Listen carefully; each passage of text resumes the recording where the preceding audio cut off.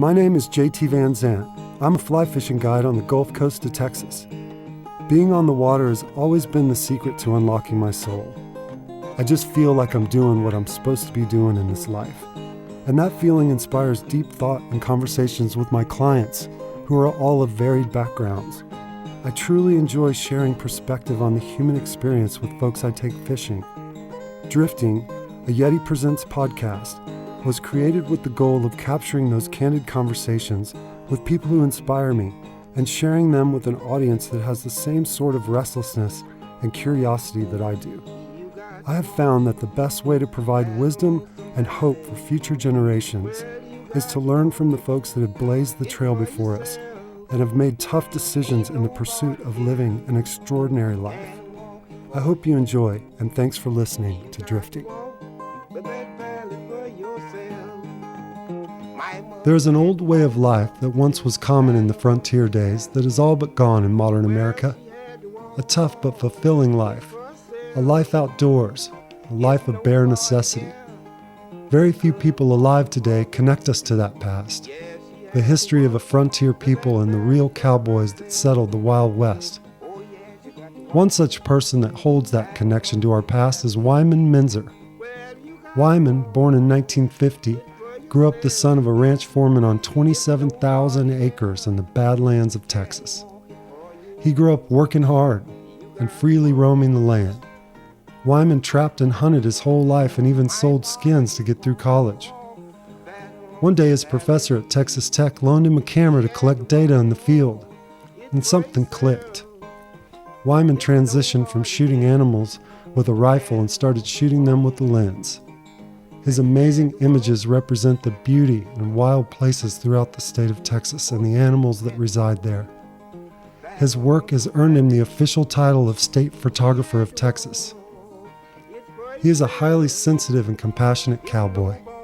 He is strong and sharp and keen, and he is a historian.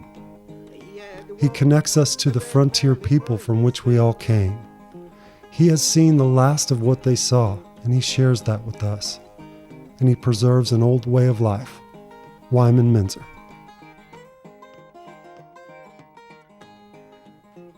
Growing up, so Wyman, I heard you mention on a little film you did with YETI that you were raised a cowboy. Yes, yeah. Can you tell us exactly what that means? Yeah, well, my dad was the foreman on a 27,000 acre ranch there in Knox County, and so I think he took that job on in 1952 when I was a year and a half old, and so that's all I knew. Growing up was on the ranch, and we started working when we was old enough to ride. And he's of the old breed, the old genre of people. He expected you to work, and so we would go and stay all day with the cowboys and push cattle and brand, and it was a good experience in life. It was something that taught you a good work ethic. That nothing was free. You had to put a little time into it. And Dad was hard driving. He was born in 1918, January 13th, 1918, and worked on the old ranches there all of his life, and so in fact he was such a hard driving guy. I mean, he didn't have any. He had no hobbies. It was work. And so he thought it was a bit silly that I liked to hunt arrowheads and I liked to hunt coyotes. My brother and I, hunted all the time. We got that from our grandfather on our mother's side, in the hunting aspect of it all. And so every spare moment when we were not on horseback, we had a gun in our hands and was out in the field. And of course the ranch had a couple of big lakes on it for waterfowl, so we hunted everything: whitetail, waterfowl, quail, just predators. Same caliber at the time? Same at the time, the same caliber, yeah. What were you shooting as a boy? Well, if I was shooting high-powered rifles, I shot a 243, and I shot 3 barrels out on it, just completely shot them out. And then I switched over to 222, 220 Swift, and kind of went from there. And I got various calibers now, but started out with a 410 at 9 years of age, an old Stevens 410 that I still have today. And just a single shot, single shot, break it open, Yeah. and still just as sound as it ever was. Oh, that's nice. And then I went to a single shot 12 gauge that had about 3 bulges in the barrel. It's an old, I don't know where it came from, and I had to use copper wire to keep it shut, and just kick the fire out of you. But I used that, and then I got something a little better. That was a pretty dangerous gun to be shooting. When you said your dad expects you to work, like, I got 2 boys, 4 and 6. I expect them to work too, but they don't. Right. What's that example? Like, it's not fear. There's love in it, but how did you emulate your father, and what caused you to be in line? Like, well, he was. What was the method? He was very respected by other older cowboys and older men in the region. I gravitated, as a young boy, I gravitated to older men and their stories, and the women also. I would sit and listen to the old cowboys, old ranchers, and talk to them about the old days, what it was like, the philosophies of the people back when, in the 20s and the teens. And to each one of them would say, your daddy is a hell of a horseman. He knows horses. And in the 30s, he rode rough horses on the Mashed Oak, which is now the Spike Box Ranch, but he rode the rough string out there. And I remember one old gentleman, Orrin Driver, I missed church. My dad was a deacon of the Baptist church. And so when you miss church, that was a big deal. But I missed church one morning just listening to Orrin Driver tell old stories about the turn of the century and my dad riding horses, and he died 1 week later. I'll never forget that morning sitting at the foot of his chair, his rocking chair, and listening to him talk. But I had a great respect for my dad. I thought he worked too much, because I was kind of one of these guys that kind of like to have a little time off. Like by the time you were a young teenager or so? Absolutely. Yeah. Even in college, I'd come in on weekends and work cattle and hunt coyotes. I didn't want to stay in Lubbock. I had an old 1966 Bronco Roadster U13. They only made 5,000 of them. I didn't know it at the time, but it was a historical, actually part of forward history. And I'd load that thing up and head home on Friday and grab my rifle and hunt till dark. Saturday morning, get up, work cattle, and then hunt Saturday night, Sunday morning, and drive back to Lubbock on Sunday afternoon. That was when you were at school? At Tech, yes, okay. Texas Tech, yeah. And did you go to undergraduate there, or did you go to Sol Ross? No, I went my full 5-year stint at Tech. Okay, good. Is the cabin close to there? Your hunting cabin? Oh, the dugout? Yeah. It's about 50 miles off the Cap Rock. Yeah, it's about almost halfway between Benjamin and Lubbock. Okay. Mm-hmm. What is that drive? It's 125 miles from Benjamin to Lubbock. All right. It wasn't that bad, but it was like 55 miles an hour, so it took a while to get there. And especially in a Bronco with no windows and toe sacks sewed in the windows to keep the snow out. They got a little old after 5-6 years. And the hunting cabin you lived in did all the trapping? Is that the dugout? Yeah, that's it was a half dugout. It was built in 1948 when the Pitchfork bought the Matador, that portion of the Matador Ranch on Croton Creek, and so it was constructed. In fact, the manager, whenever I first came to the Pitchfork, was Jim Humphreys, and Bob Morehouse was the assistant manager. And Jim Humphreys actually assisted in building that dugout in 1948 whenever he was the assistant manager to the ranch. And so when I finished up at Tech, I just decided to do something that would keep me in the outdoors every day, every day of the month, all winter long. And so I asked Jim if I could live down there and trap coyotes, and he said, have at it. Was that a relationship with your father that he had that you think got you in there? No, or did you no, know actually, him independently? no. They didn't know each other. Okay. Right. Yeah. Dad was, farther east there on the ranch on the Brazos, and Jim was more up in Dickens and up in that area, Dickens County and King County. So they didn't really know each other. How big was the ranch that your father was foreman on? 27,000 acres. Mm-hmm. It was a great place for kids to grow up. My brother and I had a great time there. Again, learning how to work and it being expected to get up in the morning before daylight, saddle the horses, go wrangle the horses, saddle them up, and then stay out all day long except for lunch. Lay down at the stock tanks right alongside the horses and drink water, blow the bugs out of the way, and drink the water from the tanks. And that was my childhood. What age were you allowed to run free on that land?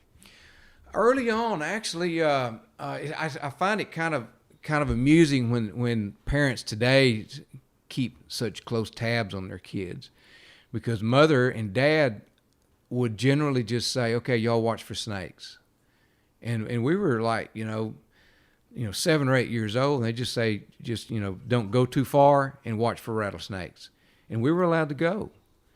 And whenever we got too far, my mother, it seemed like she had this premonition or some idea that we were too far away, and we could hear her voice a half a mile screaming, "Y'all get back to the house," and we'd have our guns. We'd trudge back to the house with their dogs. You said there was a creek along there? There was a stock tank, an old stock tank. Her biggest fear was us falling into a stock tank and drowning. So we learned to swim very early. I mean, she took us and made us have swimming lessons, because she was terrified of the idea of us falling in a stock tank and drowning. Yeah. And so we kind of pretty independent. It teaches kids to be independent and to be able to handle themselves, make decisions. We'd run across rattlers and various you'd hear animals. them and stand back. Yeah, you were always watching them. It was like as a child, you raise a board up and you stood back when you did, because there might be a rattler. I remember one day raising the door of an old chicken house up, and there was a huge rattlesnake coiled up, and I knew not to drop it, because it pissed him off, and so I just laid it down very easily and backed away and went and retrieved a shotgun and came back and shot him. I don't do that today. I don't kill rattlesnakes. I figure that I'm invading their territory, so I just step aside and let them go. But a lot of people still kill them on sight. Is that a and bad that's thing so to do? sad. That's so sad to me. Like the roundups and stuff. That Roundups they do out there. and it's when That's people, pretty close to you. Isn't yeah, it? Sweetwater's 90 miles. Yeah, and I find so many people are so terrified of any snake, whether it's a bull snake, a king snake, a little old garter snake. And I say, just leave them alone. Like our dugout that my brother and I constructed a couple of years ago. It had a couple of racer snakes, Texas racers, living in it. And so I just said, they're not hurting anything. We know what they are. Now, if I look up and see a diamondback coiled up there in a corner, I'm going to do something. But the racers, in fact, when they left their skin. They shed their skin, and we got to hang them up on the deer antlers there as ornaments. Yeah. But they're part of it. They're part of the little dugout. So in college, you studied like ranch management? No, wildlife biology. Wildlife biology. Yeah. Mm-hmm. And then what other options did you see for yourself versus staying out in the wild? Well, there were no job opportunities at the time in 1974 when I graduated. And so I just thought, hey, this is a good opportunity for me to just go and do exactly what I want to do, not have to answer to anyone. So during that summer, I graduated. Which is what you've been doing all along. I saw it, and see, that started it all. Yeah. That began that whole mindset of I'm just going to do kind of what I want to do, and I had not gotten into photography heavy at the time. It was just strictly hunting. Although I had an interest in cameras because I had been loaned a camera by my professor when I was conducting research there at Tech. And that's what got me kind of directed toward 35 millimeter work. Because he told you he needed some documenting some data out in the field, of various species of plants. And so he loaned me an old Argus and told me to go down and get some Kodachrome. And I went, whoa, I kind of like this. And so whenever I moved down to Batch Camp and started trapping, well, I had my own camera. I'd purchased one after I gave his back to him, and started carrying my camera into the field with me, and actually took a photograph while I was trapping. I was very ignorant. I didn't have any mentors, to go to just the camera store. The guy's going to sell you a camera. They're going to tell you anything. And so it was about trial and error, and didn't know anything about reflective surfaces and the zone system. I just shot pictures and they turned out What's fairly the zone system? well. That's you understand that white is zone 9 and black is zone 1 or zone 0, and so an optimum, the neutral gray is about a zone 5 or zone 6. And of course, all the photographers are pretty aware of that, especially videographers. They have their gray card. And so I took a shot one day. There was a coyote in a trap, and it was kind of a sad deal. He was a fighter. And I remember I was in J2 pasture on the Pitchfork Ranch, and it was an overcast, rainy day, and he was wrapped up pretty tight with a trap, but he was really fighting me hard, and I kind of hated to take him out, but I had to skin him and make some money. But I took a photograph of him, and he had his mouth open and just his teeth bared, and it was like, I know this is it, but I'm going to fight you to the bitter end. And that picture was chosen in Texas Monthly as in their book, 100 of the best Texas Monthly images they ever published. That was one of the images they chose, and I didn't know what I was doing. It was the feel, it was that connection with that animal, and knowing it was the end, and I respected that, and I wanted to capture that, the feeling of the moment, and it apparently it did. And I knew nothing about photography at the time. It was just that feeling I had, and of course the light played into it because it was overcast and no deep shadows, and everything was just perfect, especially with Kodachrome. It worked out just right. You were shooting photography and still killing them for quite a while. There was a lot of overlap. Yeah, there was a lot of overlap. But I always kept it separate. If I hunted, I hunted. That was it. And if I photographed, that was it. It wasn't a good mix to try to do both of them at the same time. You couldn't do it quality both ways. Right. It had to be one or the other. Mm-hmm. And when did photography take over the desire for shooting them? Probably in the 90s, early 2000. You get to a point where I've shot a lot, I've hunted a lot, and it's a process, of finally you go, okay, that's kind of enough. Now I'd like to just acknowledge the animal and the natural history of the animal through the photographic medium, and I still do a little bit of hunting, but not like I used to. And the hunting was financially how you were making a living. That was right? how I was making a living early on.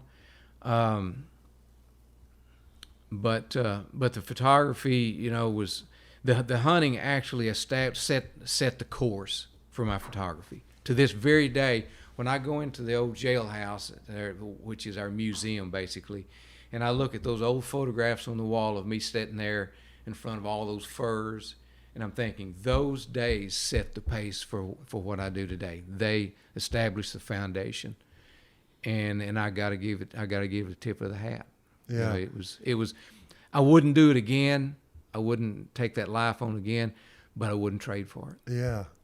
How many those photographs with those coyotes skinned up on the porch and all the way across? How many days of hunting or that was each of those was 30 days. 30 days. That's a month. Because I'd sell at the end of the month and get my money and make pay my bills. And could you tell they were thinning out based on your call? After the first winter, they were. Yeah, especially the cats. Which is not a bad thing, right? Well, no, Talk about actually, the balance of that country out there. well, there's coyotes are not going to overdo themselves. They're not like deer. See, deer don't. They'll actually stay and just starve to death in one area. Coyotes won't do that. So whenever people say, "Well, I've got too many coyotes," well, that's a subjective call. If there's a lot of coyotes, there's a reason for them being there. There's enough food for them. If there's not, they pull out. And so that's kind of there's enough of them to where you can do some culling, and it's not a big issue, but you don't want to go overboard with it, because that's when you start getting your species that are not favorable to, like ground nesting birds, quail, for instance. A lot of raccoons move in, a lot of skunks move in because coyotes take a heavy toll on those creatures. And those are the most devastating on nesting quail. Well, like when you're calling and stuff on the King Ranch, were they constantly? I hear a lot down at the coast that coyotes cause a lot of devastation to shoreline birds and different. I'm sure I've not hunted coyotes on the King Ranch, but I've done some calling in lots of calling in South Texas, especially on the San Antonio Viejo. But I'm sure that they do make inroads on nesting shorebirds. I don't know that because I'm not a coastal man. I'm a panhandle guy. Yeah. But I do know what coyotes prey on in the Panhandle region, and Dale Rollins, a quail expert, will probably one of the great quail experts of our time, will tell you that quail and coyotes go together nicely, because the coyotes take out your ground predators, the ones that are devastating to nesting birds on the ground, like your skunks. Armadillos also will disrupt nest, but raccoons are really bad, and so they've done some. In my own research on the food habits of coyotes, they were mostly, unless they were pressed into it, they were mostly omnivores, herbivores. They ate lots and lots of mesquite beans, lots of lote berries, juniper berries, and they would eat meat only when they were pressed to, which is generally late winter. And I think Dale's research has found pretty much the same thing. Sometimes if it's in a area where there's a high population density of deer, they will feed on fawn. But a coyote's basically a lazy animal. You know, if they can get by with eating a few beetles and some cedar berries, well, that's what they're going to go for. How about the bobcat? Bobcat is pretty much a carnivore. Yeah, they're gonna go after your birds. Lots of rats. I have actually extracted the stomachs from bobcats, and almost every time that you do a stomach analysis on a bobcat, he's eating a lot of pack rats, a lot of wood rats. That's not a bad thing at all. That's not a bad thing at all. How many coyotes per bobcat if you were calling? You don't call in a lot of bobcats. I call only in the daytime. Now, if you're going for bobcats seriously, nighttime is much easier. But I like to watch things come in the daytime, answer a call during the daylight hours, because most of the time I'm photographing. And so I'll call in maybe 4 or 5 bobcats a winter to 150 coyotes. I think this last winter I called in 148 coyotes. And I still keep all of my notes, how long it took each one to come in, the weather conditions of that day, and the location. And so, in fact, I just finished up my report of last winter's calling just the other day, and I told Celinda, my wife, I said, "Geez, this gets old, working numbers, figuring out the averages of and temperature, daily temperature." That's a discipline. It is a discipline, but I've done that for 40 years. Since even all those pelts that wasn't a necessary part of that. A part of that program for you. You just did it to keep records? Or? I just did it to keep records. And, I started that in the 60s. And I started initially, it was how many that I'd shot. And I would just like mark off a number, 1, 2, 3, 4. I still remember October 17th, 1965. I killed my first coyote, 267 yards. It's 267 yards at a dead run with a 30-30. And I piled rocks up on the spot where he went down, and I can go to that spot today and look at it and just remember that very first one. That was so long ago. Was that on the ranch your yes, father that was took on care the ranch. of? Yeah, I called him up. But I started, and I wrote it down. I still have that piece of paper. Wyman Menzer killed a coyote, October 17th, 1965. On this day, the weather conditions were like this at 2:15 in the afternoon. That was the beginning. And then for the next 100 or so, all I did was just mark them off. And then I started thinking, well, maybe I need to start really taking a lot of notes, the in-depth notes. And then, of course, that was what initiated the professors to get a grant to have me study them for a year there at Tech as an undergraduate. And then I got paid to go home. I could quit cowboying finally and just hunt coyotes all weekend. And, of course, the only drawback was you had to extract their stomachs, and that's kind of a nasty business. And inspect, do a count on all the food items in their stomach, collect feces, and I would cut a shoulder bone out and have to label it, and they would do some sort of a ancillary sideline research on that. How much variation in their natural characteristics is there?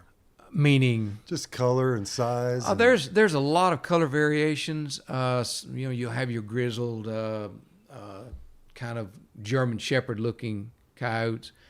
The further north you go, the more grayish they get. The more a better pelt, much thicker underfur.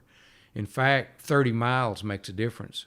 The coyotes that I would catch in Knox County, when I was selling the fur, would bring on the average of $5 less than those caught in King County and in Dickens County, because it was about 500 or maybe even 1,000 feet difference in elevation. It was just a little bit colder, and so you had a little bit better fur. Do you think all that analysis helped you keep sane out there on the plains? A man by himself in his young years. Yeah, living in a cabin, skinning animals. I kept a journal. I kept a daily journal, and it was pretty basic. Today, I got up and fixed breakfast and went out and set this many traps and brought in this many animals. But I was going through that journal recently, and occasionally I would come up with something pretty interesting, especially at the very end of the trapping season in 1974. When I was lamenting the end of the winter, because it had been such a magical time, such a memorable 4 months living by myself, being able to accept myself as who I was, what I could do, what I could achieve as just on my own. And I talked about the light playing on the hills, and the sunsets in the evening and the sunrises, and that the setting sun was like something to the effect of symbolic of the end of a great winter. And it was a pretty neat phrase that I wrote at the very end of that winter of 74 and 75. That's neat. Did you read a bunch out there? Just hunt, come home, go to sleep. Not much. I had a little radio. I listened. You could barely get a channel out of Lubbock. I remember. Also, I kept a little tape player, and for about 2 months there, I actually taped some of my notes, taped some of my thoughts of the day. And I remember I just listened to one just the other day, first time in years, and in the background I could hear "I Shot the Sheriff" by Nice. Bob Marley in the background there. That's it. It was some of that music. But not the deputy. But I didn't shoot the deputy. What was your brother doing all that time? He was doing some trapping, a little bit of trapping as well. But he was over in Knox County, and not on the level that I was doing it. He was on kind of part-time, and then eventually he got into it full-time as well.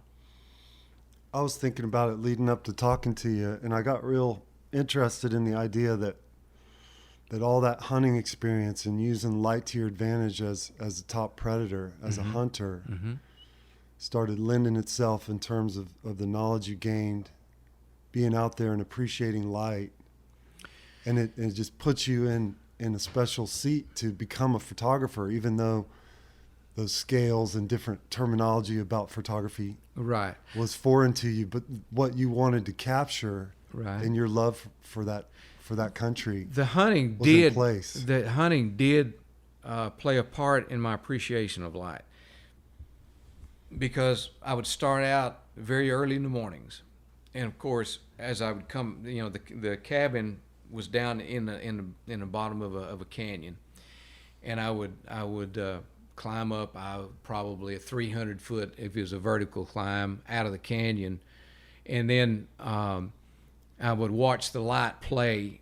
The sunrise, it would hit the tops of the cliffs and it would work its way down the canyon walls, and I was mesmerized by the by the color, the warmth of the light, early morning light, and the frost down in the bottom of the canyon versus no frost on top. And then once I started photographing, especially photographing for magazines, all of this played an important role, because I remember an editor at Sports Afield saying, "You have a very unique view of light. I love the way that you work light into your photographs, and also the angle at which you shoot. And that angle comes from the years of hunting, of sitting down low in the grass and your eye level with the creatures. I didn't climb up in stands or anything like that. Everything was on the ground. And so that's the way I shot my imagery as well." And it was Gary Gretter from Sports Afield, and I'll never forget him telling me that you have an eye for light and angle. And so that was the style that actually sourced from the years of hunting. It almost has like an oil painting quality, a lot of those shots. Some of it is. Which exactly. is kind of the most romantic way to look at something outside of being in that canyon at first light yourself. And most photography for me is comes farther down the list of appreciation. But your photographs of that country put you right next to being there. Right. That's what I hope to convey. How did you start, like, really deciding, like, instead of just taking pictures, the composition and the attitude of the animal, capturing the essence of that moment? Of course, the composition. You had to develop these. This is not digital photography where it's all take 100,000 shots and look at them all exactly. on a computer. And you go something. And I have to wait a week to get my film back. And in the early days, I would write down my exposures, and then get the images back and see what I did wrong. Because at that time, in the mid and late 70s, there really were no substantial editorial photographers that I knew. You had your Parks and Wildlife guys. I don't even recall their names now, but they were good, and I would look at their imagery. But you had Perry Shankle and Jerry Smith. Those were the two guys that were shooting nationally at the time.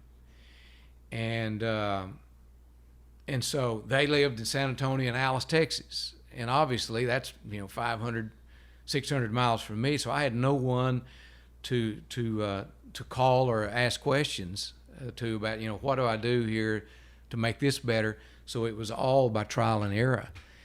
And so all the knowledge of composition and light, it all come from just experience. And I guess it was kind of my mother photographed a lot. So I must have gotten some of it from my mom, but she always had an old Kodak 120 with her all the time. And thank goodness, because Daddy, all he did was work cattle.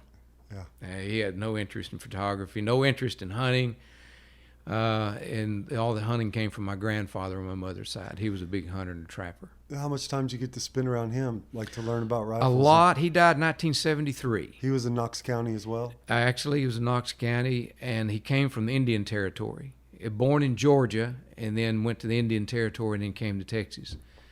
His brother was killed in a gunfight in Oklahoma in the teens. I still have the newspaper article. They had a little issue with drinking moonshine, and but he hunted and trapped during the Depression. It was hard on my mom and her brothers and sisters because times were tough, and they lived in dugouts and tents. And my grandfather, to be quite honest, he made whiskey and he hunted and trapped. Yeah, he's having a good time. He's having a good time, and so, but he would take my brother and I fishing, and hunting. And we apparently got it from him. What a great outlet. Otherwise, it had just been work for you. All we did, we'd run, pick up his rabbits that he shot. We'd walk along behind him when he'd shoot cottontails with his 16-gauge shotgun, single-shot shotgun. So he taught you marksmanship? He did. I still remember the day he would sit out on the cellar and watch my brother and I shoot. And he'd say, well, you shot better today than Rick did, and yesterday Rick shot better than you. And you guys are going to be good shots someday. There's an image of you shooting a rifle in the YETI film, Chasing Light, and you're standing, and the gun looks real steady. Offhand, yeah. Is that how he expected you to shoot? Of course, when you're hunting, it's wise to grab, the best stance you can. If you can, the steadier you are, you're less likely to wound the animal. But I also shot my brother and I both shot a lot of competition in the 80s. It was offhand, shoot out to 500 meters and such. And you were not allowed to take rest. So we did a lot of practice offhand so that we would be extra good when we had a rest. So whenever, even today, I'll shoot offhand if possible. Not in hunting, but just in practicing, because once you do have a rest, you have the luxury of getting a rest, you can shoot damn well. If you can shoot really well, fairly well offhand, you can shoot extremely well when you've got a rest. Did you always swing into a target? Or would you try to, what's... Well,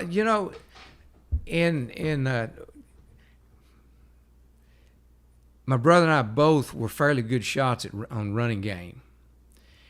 And we learned, of course, thank goodness my dad is not alive to hear this. We learned by shooting my dad's chickens running with BB guns. I swear, that was where we learned to swing. Y'all never bit into home. What's that? We learned to swing ahead and to lead running game by shooting my dad's white leghorns running with a BB gun. Of course, he bounced off of them and sure. they'd run off cackling. But we did that a lot. Never caught you, huh? Yeah, he did catch us and put our BB guns up for a week at a time. But how about even a still target from 300 yards? And Kentucky elevation. Yeah, we do you swing into that animal? No, because I'm working on my shot. If it's a stationary. Yeah. No, you just pull up and just figure, in your mind that's about 300 yards. So I'm always sighted in at 200, and it's going to be about a 6-7 inch drop depending on the rifle you're shooting. If it's a 30-30, I never shoot that far. If it's a 220 Swift, aim to give it 2 or 3 inches above because it's a flat shooting rifle.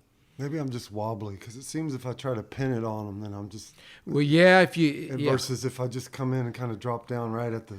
Usually, I'll just come in from the top and pull it down on them like that. Okay, so there's. Just come in from the top and just lay it down on them. Were you hunting for food as well as trapping back then to support yourself? Well, I would kill a deer. Excuse me. I would kill a deer and hang him up on the porch, and just cut meat off of him and cook the venison until it finally got so dry you couldn't eat it. But I'd go to town once a week and get groceries. And each day it was real, got to pretty boring. My lunch each day on the trap line was summer sausage on a toasted bread with cheese and Tabasco sauce and water every day. I never drank Dr. Peppers or Cokes, never took that out there. Just water and bread and summer sausage every day. And that got a little old. I bet. And you said some cheese where you drop some cheese on it, Tabasco sauce. I always had to have that Tabasco sauce. So when you switched to photography, as how did it click? Like this, I could do something here with this. I actually became interested in editorial work in about 1976. I was reading some magazines and thought, I could probably do this if I could just learn the techniques and how to use the camera correctly. And I remember I made my first submissions in 77. I still have the first rejection letter from Bill Reeves, Parks and Wildlife. Dear Mr. Menzer, we appreciate your interest in Parks and Wildlife magazine. However, I still have it today. And that, the first one was okay. The second one really kind of pissed me off. And I started thinking, I am going to learn how to do this correctly. Do you remember what you sent them that got rejected? Yeah, it was a backlit. Images of some bugs on a flower. It's pretty mundane, but it was cool to me because the lighting was kind of unusual and shooting some macro stuff.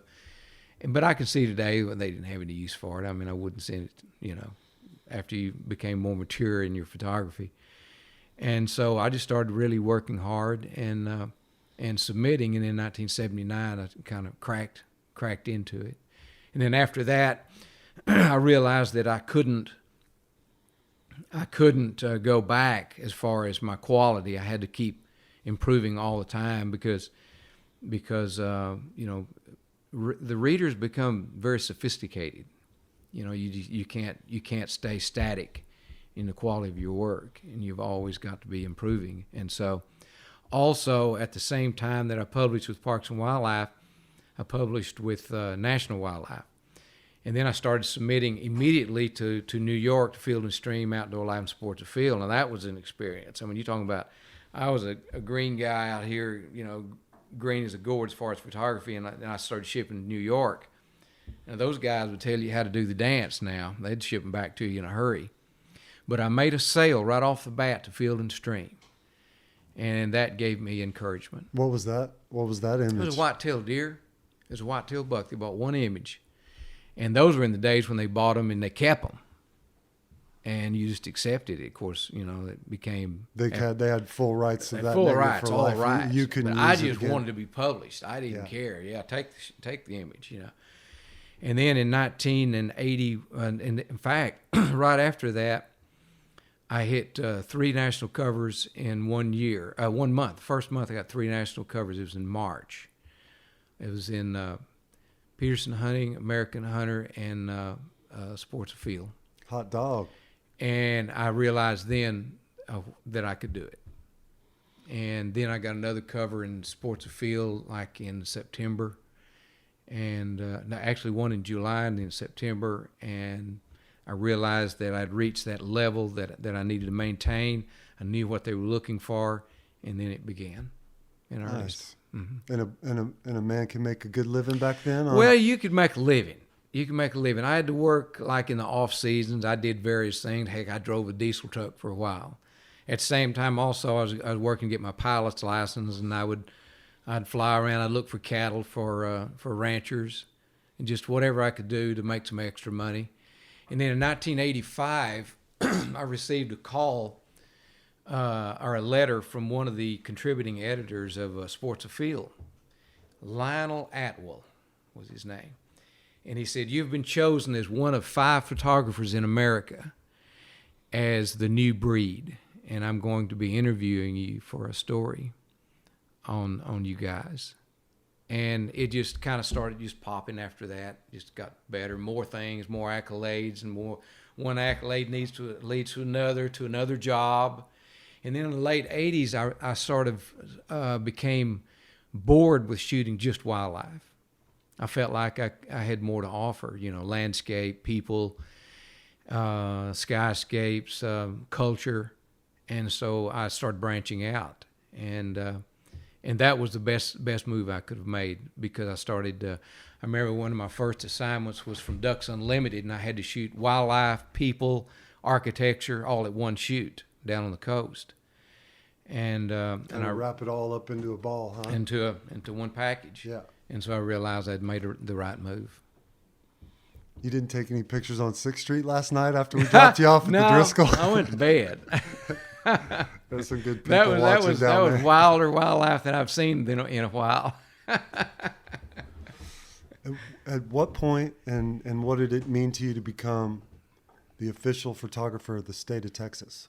Well, that came as a surprise. That was in 1997, and it was being pushed along by a state representative and a senator out of Lubbock. He's now the chancellor at Tech, and so I just received a call one day. Just said, "Hey, can you be in Austin?" From the governor's office? Yeah, from the governor's. Well, actually, no, from the state representative's office.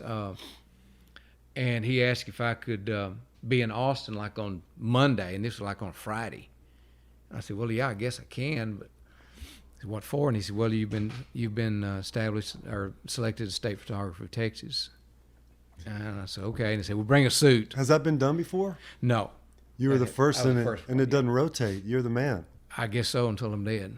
That's awesome, man. Yeah. That's so cool. I told Ryan as we were picking you up last night, I'd be the cock on the block wherever I went if that was my title. Well, it was a title. Even if people don't know it, I'd still be strutting along. That's it was a awesome. title. And, so cool. No pay, although it had its advantages. So your photography was inspiring enough and represented this state and its habitat Right. so well that they created that classification. Apparently so, and I think people have asked me in the past, why did they choose you? And I said the only thing, I don't know for a fact, but a lot of photographers will specialize. They'll do just wildlife or just landscape or just culture, and mine pretty well gave a salute to all of those things that identified with Texas. Did that validate all the time you spent trapping, all the time you spent in the field by yourself, wondering what is my place on this planet? What in the world am I going to do next year? Right.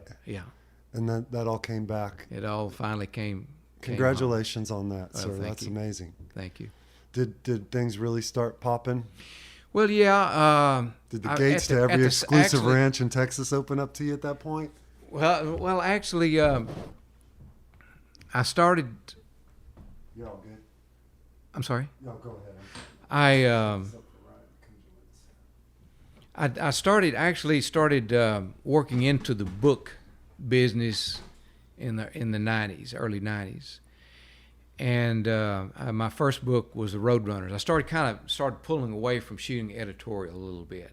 It was just getting old, fighting it all the time. Just fighting with editors and trying to please everybody.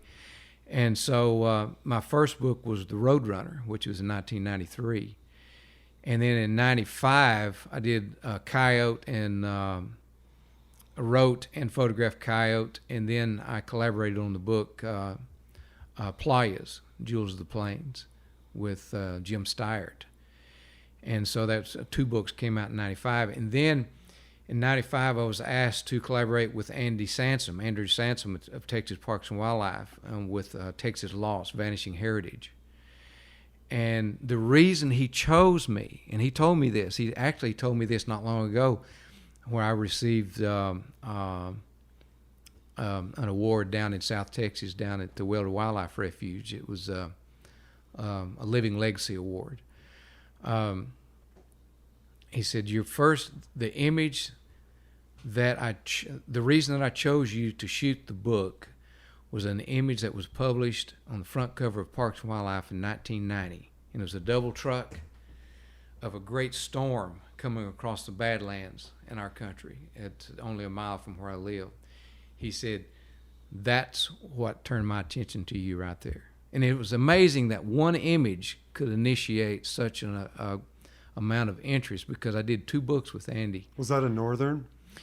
It was in March or April, and it was a weather system. I don't know if you call it a northern or not, but it looked like almost like a tsunami, a wave coming across. It was like 50 feet high. That one where it's sweeping up from the horizon up into right, and it was like just sweeping right across the top of the hills, and it was right at dawn, right at sunrise, and just as I got in place, the light came over the horizon and just lit that thing up, and there was a rainbow coming out of it. And it was amazing. I've never seen anything since. That's quite like You were right there. Happened to be right there with the camera. What defines the Badlands, Texas? What's the That's geographical? the rough country. That's the they call them the NOCO Badlands, Knox County, NOCO, and they actually are the drainage basin to the Brazos River and to the Wichita River. And then you've got the narrows that separate them. That's the narrowest part, which is 3.5 miles east of Benjamin. And in 1841, August the 14th, 1841, the Texas Santa Fe expedition crossed those narrows, and they described it for the first time. They said to the south, we could see the white sands of the Brazos River, and to the north was the Wichita. And we were on a narrow band of land barely wide enough to accommodate our wagons. And that's the first description of the Badlands that I've ever read. And they talk about the wide, dry torrents, and those are directly north of Benjamin. Falconer wrote in his journal on the 14th before sundown, he said, I saddled up a horse and I rode north into the wide, dry torrents until I found water which was too brackish to drink. And every morning, whenever the conditions are right, even today, Celinda and I will go down and we will walk through those exact same wide, dry torrents that Falconer wrote about on August the 14th, 1841. When did studying history, becoming a historian, take over for you? I've always been interested in history, but it really came into play in about 1986 when some people stopped at my house and wanted to know if there were any old graves in that area that they could go and look at. And they were historians from like Archer City, and they reinscribed that, like a grave that you couldn't hardly read the writing. Well, they would take and they would take a grinder and they would sort of reinscribe the name and the date. And I said, well, I know where there's a buffalo hunter's grave. Seal Swinney, who shot himself accidentally in 1878. You could barely read it on there, on the headstone. And so I took them to this location, and they didn't, took Wasn't their a grinder. cemetery. It's just Wasn't a cemetery. makeshift grave. It was just out in the brush. Yeah. Just one lonely gravestone sticking up, a piece of native sandstone, and you could still see Seal Swinney quite nicely, but the date was almost gone. It said shot himself accidentally, and that lady sent me a book right after that, and it was Bordering the Buffalo, and it was written by John Cook, and it's about his years as a buffalo hunter in that region of Texas. And I went just absolutely wild after that. I started buying books that dealt primarily in that time period from 1871 to about 1880, during that period when the buffalo hunting took place. And so I tried to read everything I could get my hands on. And so that's when I really became a serious historian. And I wish that that more history teachers would teach their kids in a manner that would generate interest at the level that I had at that time, because I'm telling you, I'd have made A+ in every history course I'd have taken if a teacher taught as those books. That inspired you that way. That's right. It could inspire me in that manner, yes. Is much of it lost, or is it still accessible? The history of pioneering West in this state of Texas? I collect as many books as I can. There's a lot of, but I tell you, I fear that a lot of the younger people don't read that enough. I feel like that my generation are some of the last ones. See, I had a connection, as I'd mentioned earlier, I had a connection with the older genre of people that grew up in the late 1800s. My grandfather was born in 1889, and some of the old cowboys that my dad worked were born in the late 1880s, late 1890s. And so those guys kind of got me started interested in history, and then, but I don't think that a lot of the young people today take the time to talk to the older people like I did and some of my friends did. And I plus, think that's sad. they were coming to you with accolades about your father and his talents. That had to really, And that helped. that helped to get That you helped. really into Right. it. Right. But I would ask them about, like, for instance, I wish I would have asked them more Right. about more in-depth questions. But my interest primarily lay in the wildlife species that existed then that don't exist now. For instance, the buffalo wolves. And I would ask them about, hey, did you ever see a wolf? And they say, well, they were pretty well killed out when I was a young boy, but sometimes you would see their tracks.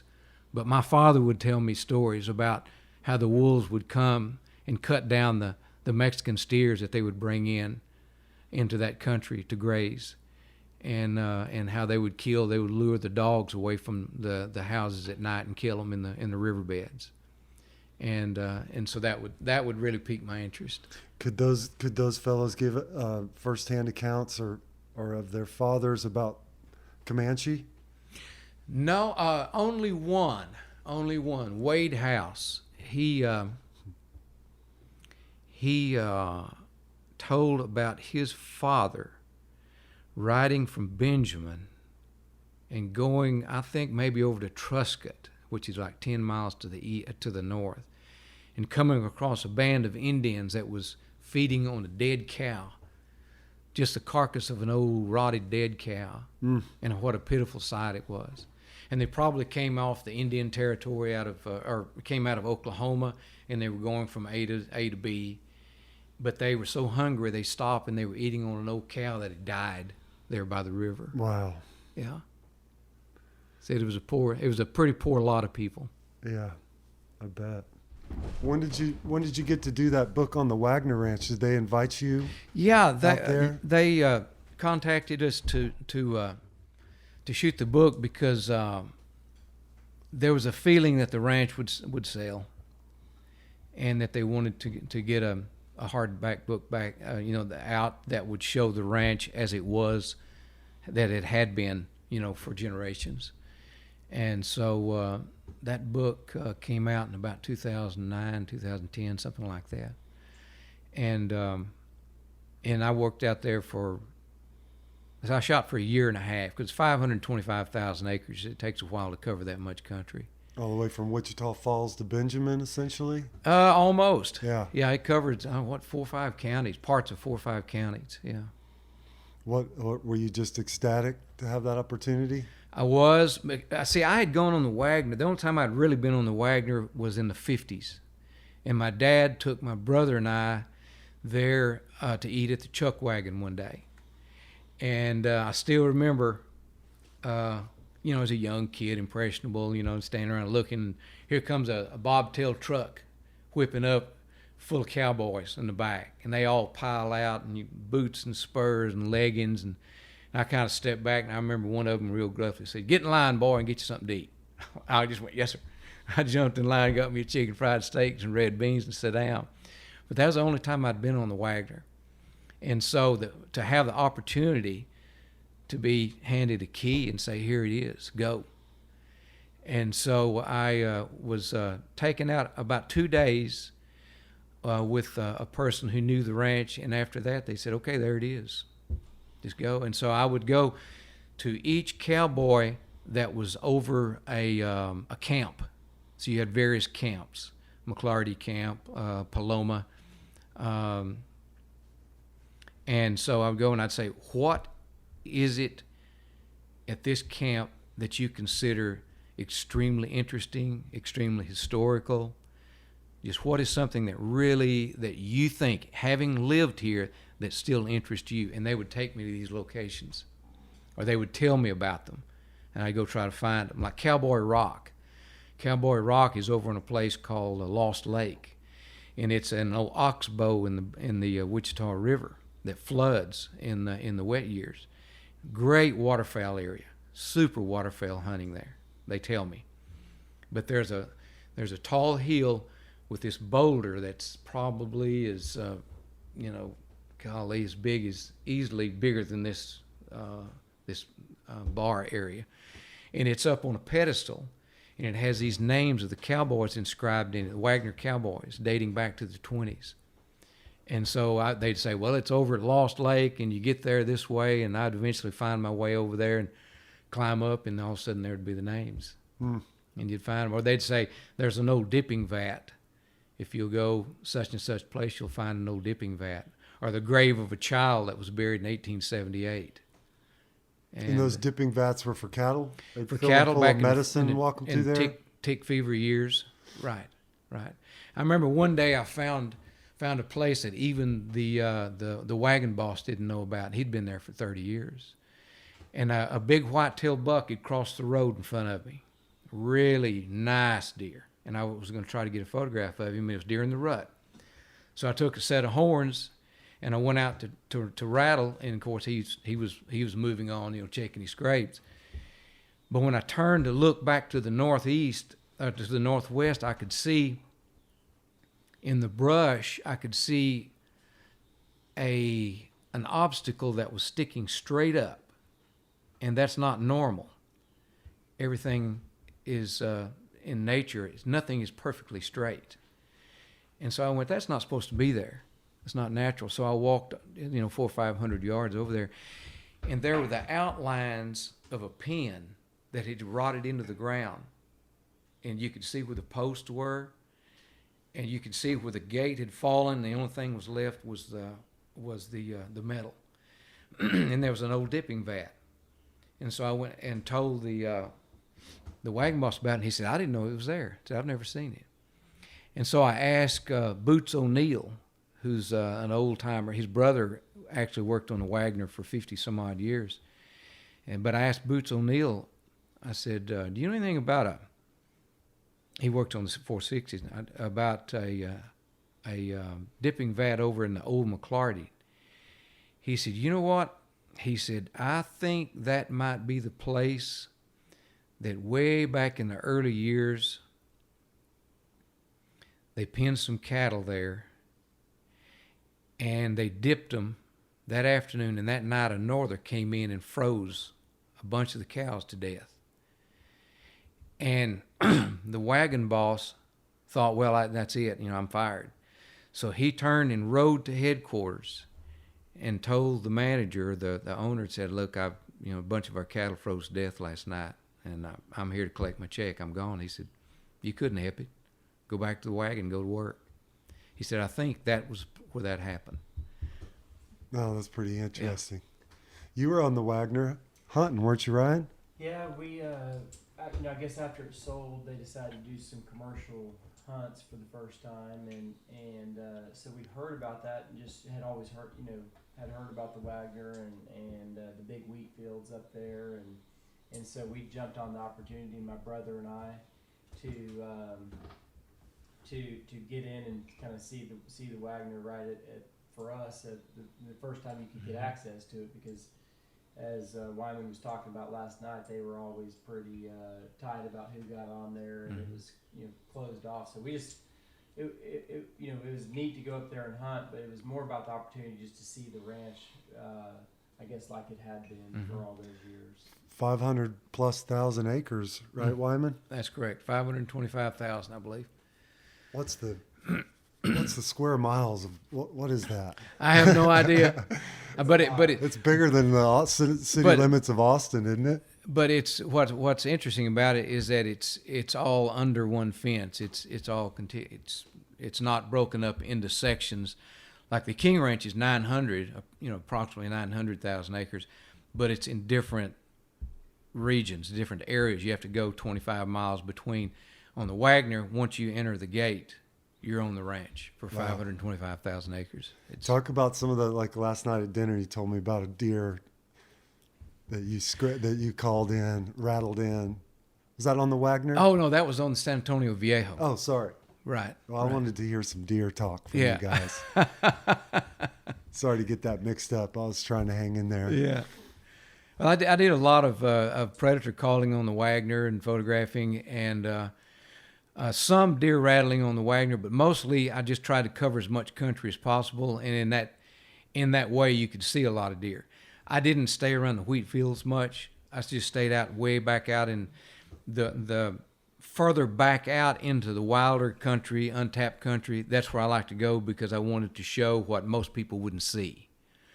And so Cedar Top, what they call Cedar Top, that was kind of a outback area, and there was some old dugouts. One of the cowboys actually took me, and it was way back out. We had to go on my Polaris Ranger and go to these old dugout locations. We dug up a nickel, 1885 nickel there. But I tried to stay in areas where off the main beaten path to do most of my photography. Yeah. And tell us real quick about that grave of that young woman. Yeah, she died in 1896, and it's in a place called Indian Creek, or Comanche Creek, Comanche, or just Comanche is the name of the pasture, Comanche.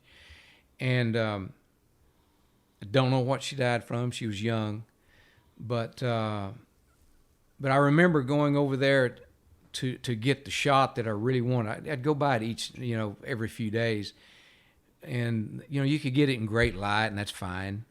But I wanted to get a mood of loneliness, of the greatness of the land, the enormity of the land. And so one particular day I went by, and there was one cow standing off to the side in this vast grassland with nothing but just open country. And so I set the camera up in the back of my pickup, and I ran over, and this cow, of course, they were pretty wild, and she took off. And as she walked by herself in the distance across that open grassland with the grave in the foreground, that was the shot. Awesome. Because you had this one lonesome cow on this ocean of land with this one lady who had died in 1896. And it all came together at that moment. That's so neat. Well, it's just neat to really show respect for those individuals. Yeah. And whose stories aren't told, that are just laying out there and they are single marked graves across our. There's one over in Indian Creek, a little boy who died in 1878. Nobody really knows the story about him.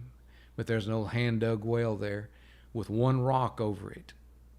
Otherwise, it's just a hole in the ground that goes way down. If you running horseback or running a wild cow, you got problems if you ran into that thing.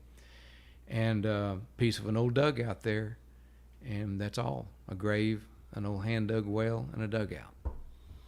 They deserve a little song or something. They do. They do. Or at least a prayer. All right, so how do you get all those pictures of those amazing white-tailed deer? Most of that is rattling. On the San Antonio Viejo, our last book, down in Jim Hogg County, it was a ranch that had not had any public access for 100 years. It was purchased, I think, in 1915, and the last owner died, I think, in 2007, and it was left to a foundation. And so these were ranchers who loved good horses, a good breed of cattle, and they loved wildlife. They did have some poaching on there, but and they always had pet antelope. There's old historical pictures of it's Lisa, one of the daughters, and she's got a little pet antelope. That's whenever you had antelope in the Wild Horse Desert region, in the coastal plains, and there was always a rule: you never killed even the rattlesnakes around the house. Everything was left alone. And so when I was contacted to do this book and actually to start a photo repository in 2013, and the drought was still there. Still was, the country was in the grips of the drought. The country looked rough, but Celinda and I went down and started creating this collection of photos, and then it worked into a book project.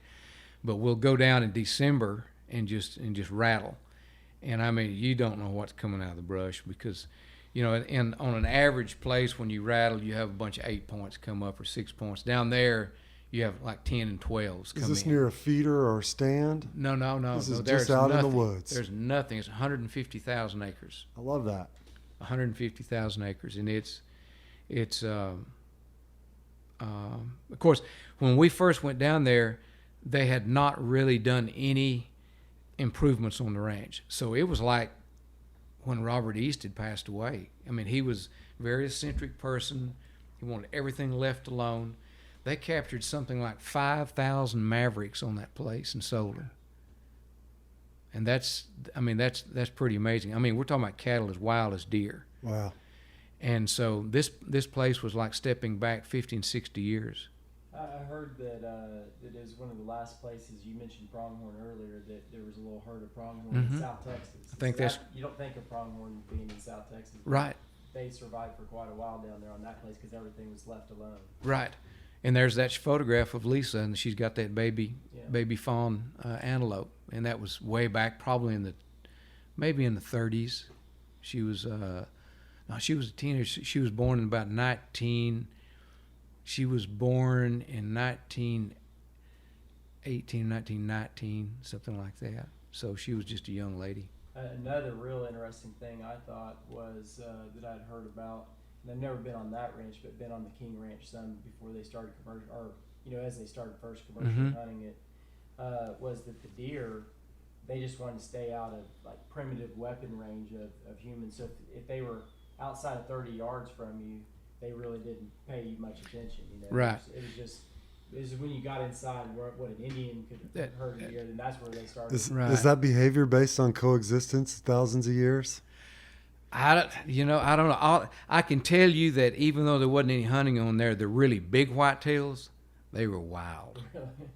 That's just a genetic. That's just genetically coded in them. Yeah. They were wild. I mean, the cowboys would say, muy grande venado in certain pasture, and they would go like this, double drop, and I'd head over there, but you'd never find him because they just wasn't. They're just so smart. But you'd find some big bucks sometimes standing right there, just standing there eating a cactus, and drive right up to him. I know 2 years ago, I got a tremendous sequence of two big bucks fighting, and it was a big, really big 9-point, mature, probably 6-year-old deer, and he had a doe, and he was just working a scrape right within 100 yards of the road. So I pulled the Polaris over and took 100 images of him until I got bored, and I said, let's go. So we went and rattled up a buck, and it was noontime. So when we went back by this place, I said, there's that buck still out there. Let's ease out there and see if anything different has happened. And he didn't pay us any mind until a younger buck, a little old raghead 6-point, come walking to me, and he went out after him. And I made the comment to Celinda, if another deer his size showed up, we would see a fight. And almost when I finished the sentence, here come a deer I thought was the same big buck from the north. This big 9 went south. And I said, well, how did he get around there so quick? And he was just trotting in real quickly, and then all of a sudden I heard horns. Bam. And they were like 25 yards away behind a mott of trees. I looked at Celinda and went, fight. I just fell out of the Polaris and got on my knees and crawled around this mott of trees, and they were measured 11 steps away from me, those two big bucks going at him. Oh, man. I took 100 images of them fighting. I could have run up and hit them on the butt with my hand. They didn't care. The biggest danger was them running over me. Because like a whitetail, our dad always told us as kids, stay away from two fighting bulls, because when one loses, they'll run over everything in sight. They don't care. In the same way about a white-tailed deer. Luckily, they turned and went north and out south of them. Is this place close to your ranch, Ryan?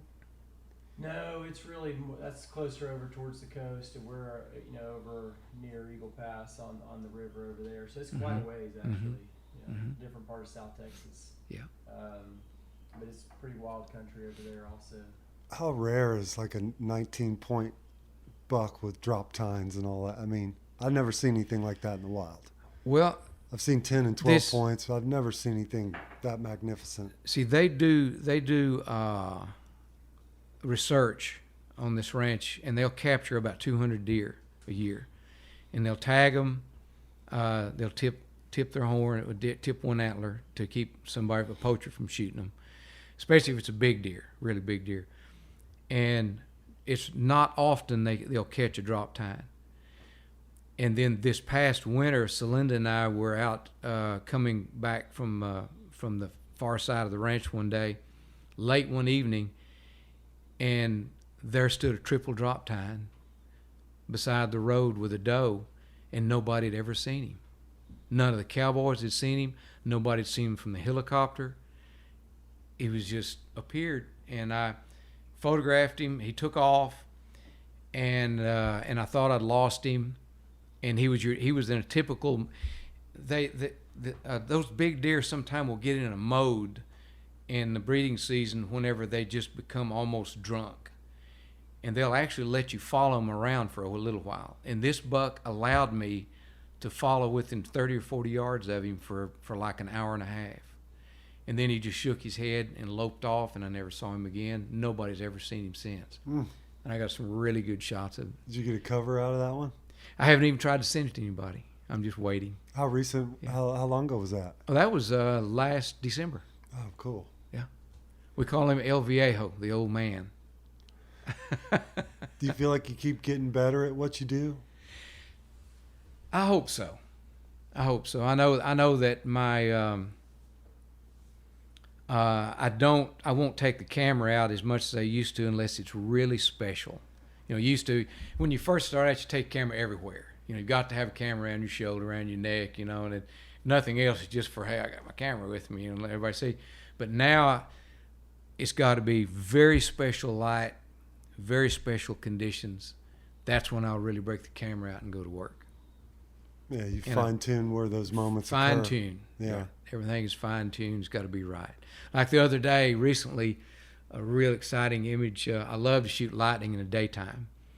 And we had a real strong, vicious storm come in, have the Badlands come out of the northwest.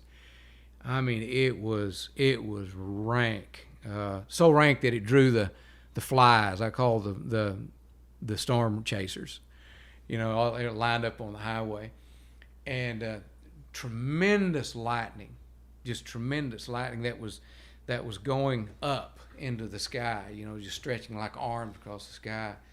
And I got this gorgeous shot. I sat in the pickup. I put the tripod in the pickup with me because the lightning was bad. You know, if it strikes the pickup, maybe I'll make it through. You're on all four tires. So I'll put the tripod in the pickup with me, and then move back, and I'll put a shutter release on there and try to get it. You know, just click like this. And I mean, got this shot of this one lightning bolt. You could see it coming out of the bottom of the clouds, cloud to ground, and then just like arms reaching across the sky. It was awesome. I told Celinda, I said, geez, I've never gotten a shot like that. That really excited me. Absolutely. Really exciting. What else is out there you haven't done you want to do? You know, and I've gotten some small head rises, but I want a big one coming down a river. That we had a rain about 5 years ago in Guthrie, 4.5 inches fell all at one time. And so I knew there'd be a head rise coming to Wichita that would eventually end up on Wagner. And so I took a friend of mine, we got in his plane, and we flew, and we ran into it. It took it, it's 30 nautical miles to Guthrie. That's nautical miles. That's not winding river miles. And it took about 64 hours for that head rise to get to Benjamin. And so I went and caught the rise in the plane, and then figured out approximately when it was going to get to the river bridge between Benjamin and Truscott. Then I took the four-wheeler and I drove to meet it. And it was so cool because the river was totally dry, and then here come this water just rolling down the river. And I spent all morning running down the river, getting in front of this head rise. It was only, you know, this tall. But I want one 4 feet Eating tall. up the dust, yeah. I want That's one cool. 4 feet tall. And you get that mostly in West Texas, where it rains in the mountains, in the Davis Mountains or in the Chenades, and then it just comes rolling down through those dry creek beds. But I've had it happen in Palo Duro Canyon, had it happen in the Brazos. So I've been on about 3 or 4 of them, but they've all been small. but each one of them are very, very special. That's neat. And you get in those moments, you think they'll happen over and over again, but it's rare. 10 years later, you find yourself going. It's a lifetime thing. Yeah, it is. You're sticking yourself out there enough to get a bunch of those lifetime and you have to be moments. Out there. You have to be out there in order to and to understand the land, the topography, and to know like that. It takes 64 hours for the water to get from Guthrie to Benjamin, and where the tight spots are in the river, the pinch points, and that's where you're going to get your water to come together. And it's just being familiar with the land and being familiar with the weather conditions and putting them all together and being able to make the right decisions. A couple more questions for you, Wyman, and I'll zip you back over to your hotel. Okay. From your perspective, being raised as a cowboy in Texas, what are your hopes for the future of the state, and what are your fears in terms of, you'd mentioned just the history being lost? One of the history being lost, yes, to the younger people, because they're just not, at least they're not as involved as I was in history. And I see that. I talked to my boys about it. Just recently, I told my younger son and a friend of his, I said, you guys need to go and watch these documentaries on the Civil War, World War II, Vietnam, Korea. You need to remember what all transpired and makes you appreciate more what you're enjoying today. I said, don't let history slide by. I know you guys are young, you're in your 30s, you're busy with your work. My God, you've got irons and fires everywhere. Take some time to review the history, because you'll appreciate the land more and what you have. But one of the fears that I have, and it's happening day in and day out now, I was lucky enough to be born at a time when the ranches were all together. The big outfits, we call them up there. You had you got your JAs, you got your Wagner, the San Antonio Viejo, and even the smaller outfits. I say, 460 is big ranch, big, 200,000 or 300,000 acre ranch, the Pitchfork. And then you got your smaller ranches like the one I was raised on, 27,000, 50,000 acre outfits. But these are disappearing, and they're being fragmented. And it just breaks my heart to see that, because with that goes the history of the old ranches. And I'm seeing it every day. Nothing really to stop that, I don't suppose. There's nothing to stop it. It's just like a tsunami that's unstoppable. And it's just breaking my heart to see it. What makes you optimistic about where we are? I think, I'll tell you, back in the early days, people didn't pay that much attention to conservation in the early years. And I think I like the way that the younger people are being aware of that and being made aware of it and taking an interest in conserving the land, and making sure the quality of the wildlife is there, and that makes me proud and hopeful for the future. Yeah, like I was telling you last night, it was really inspiring to see a man's man like yourself willing to shed a tear over a small nest of woodpeckers or something like that.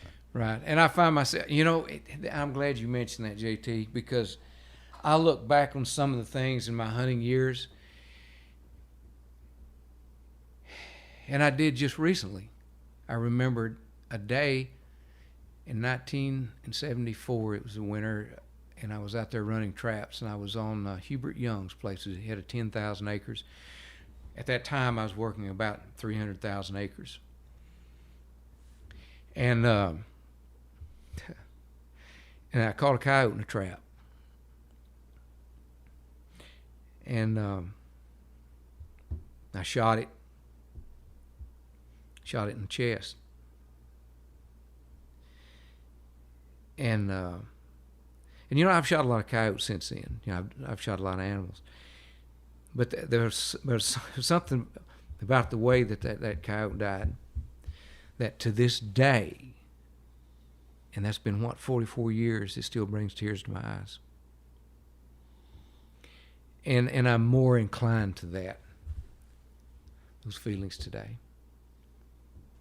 And I'm not ashamed of it. It's not a weakness to be sensitive. I'm not ashamed of it. Thank you for sharing that. Here's to you, Wyman. Thank you very much for spending time with us. I'm honored to be here. I'm I honored love to being- meet you, being and with you guys. thanks for all the contributions to our fine state that you It is, made. it is my honor. Thank you. Adios, buddy. See you soon. Adios. Thanks again for listening to Drifting, presented by YETI and hosted by me, JT Van Zandt. To listen to more episodes, visit yeti.com or search Drifting on iTunes.